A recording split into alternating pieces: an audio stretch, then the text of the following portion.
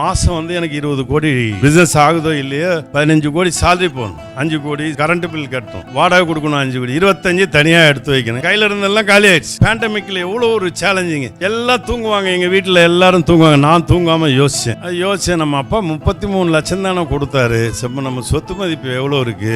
எங்க சிஓக்கு group call zoom கால்ல போட்டு, சார் நம்ம சாலரி போட வேண்டாம், எந்த நிறுவனமும் போடல, நம்ம என்ன பண்ணலான்னு. இல்ல நீங்க சாலரி போட்டே ஆகணும், கொடுத்துருங்க. சார் கையில பணமே இல்லைன்னு. இல்லை நான் பேங்க்ல பேசிட்டு இருக்கேன், சின்ன வயசுல நம்ம அம்மா கிட்ட சொன்னல வெத்து கையின்னு, கையில் தானே சார் போட போறோம், கையெழுத்து போட்டு லோனை வாங்கிடுவோம். லோனை வாங்க அந்த ஒரு 3 மாதம் என்னுடைய எம்ப்ளாய்க்கு எல்லாம் கரெக்டாக போக ஒரு மாதிரி பண்ணேன். இருந்து உணவு இதெல்லாம் அரிசியெல்லாம் வீணாகக்கூடாது, எல்லாரும் கொடுத்துட்டோம். எம்டியாக நிற்கிறோம், எப்படி பிஸ்னஸ் பண்ணுறதுன்னு நைட்டில் உட்காந்து யோசிக்கும் போது நம்ம கடைக்கு கஸ்டமரு நம்மளை தேடி வர முடியல, ஆனால் எம்ப்ளாயி பூரா வேலை கேட்டுட்டு இருக்காங்க.